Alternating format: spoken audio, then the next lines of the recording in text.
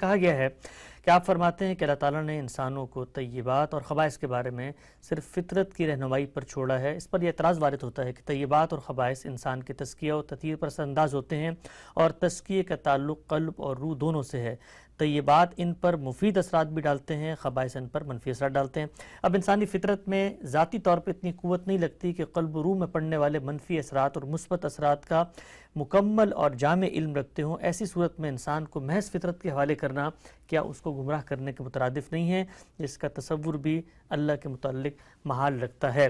کیا فرمائیں گے امام صاحب؟ جس وقت ہم کہتے ہیں کہ فطرت کی رہنمائی ہے تو انسان کو تو اس درجے کا علم ہی نہیں ہوتا کہ وہ خود اپنے داخلی حاصلات کا مطالعہ کر سکے، لازم لگتا ہے کہ کچھ خارجی چیز اس کے ساتھ ہو تبھی وہ فطرت کا مطالعہ کر سکتا ہے۔ میں نے یہ کب کہا ہے کہ اس کائنات کے پروردگار نے مجھے میری فطرت پر چھوڑ دیا ہے؟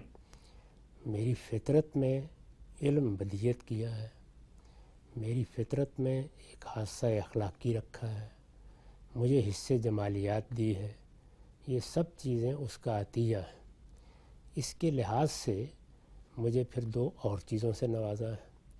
مجھے عقل دی ہے جو ان تمام معلومات کا احاطہ کرتی ہے، ان کا تجزیہ کرتی ہے، ان کے نتائج نکالتی ہے، ان کی جماعت بندی کرتی ہے، ان کو باہم مربوط کرتی ہے، ان میں اصل اور فرع کا تعلق پیدا کرتی ہے، اور اس طرح میرا علم بڑھنا شروع ہوتا ہے۔ دوسری جانب مجھے چونکہ ایک دوسری دنیا کے لیے پیدا کیا گیا ہے جس کو ہم مذہبیات میں آخرت سے تعبیر کرتے ہیں۔ مجھے بتایا گیا ہے کہ میرے لیے یہ دنیا آخری دنیا نہیں ہے، میں یہاں عارضی طور پر آتا ہوں، ایک متعین مدت ہے جس کو قرآن اجل مسمى کہتا ہے۔ میں اس متعین مدت کے لیے یہاں بھیجا گیا ہوں۔ یہ قیام بھی عارضی ہے، اس کے قوانین بھی عارضی ہیں، اس کے نوامیس بھی عارضی ہیں، اس میں جو کچھ دیا گیا ہے وہ بھی عارضی ہے۔ میری اصل شخصیت کا ظہور موت کے بعد ہونا ہے۔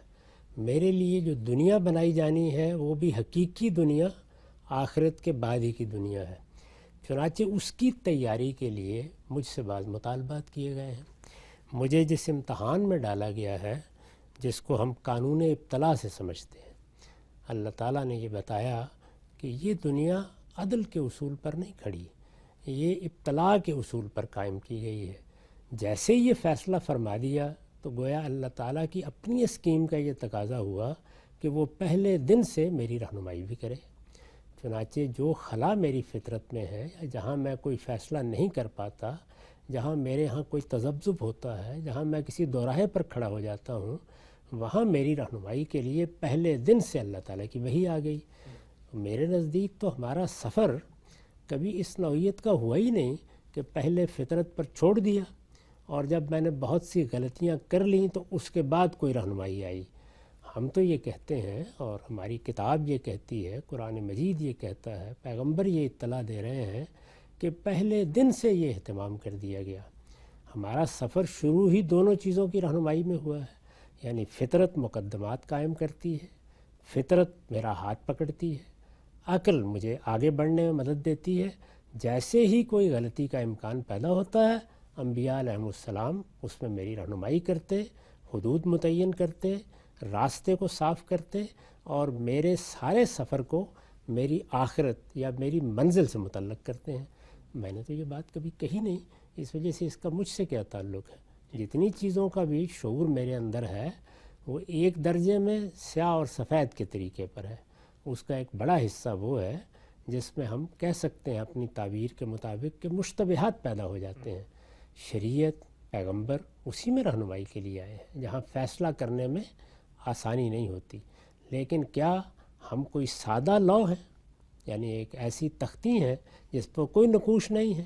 نہیں، ہماری فطرت میں ایک پوری کتاب لکھی ہوئی ہے، اور اس کتاب میں جس طرح اخلاقی شعور ہے، حسن و قبح کا شعور ہے، اسی طریقے سے طیبات و خبائث کا فرق بھی موجود ہے۔ وہ فرق بعض جگہوں کے اوپر بالکل واضح ہے، بعض جگہوں کے اوپر دھندلا ہے، یا اس میں دھندلاہٹ آ جاتی ہے۔ اسی کے لیے وحی کا بدرقہ فراہم کیا گیا ہے۔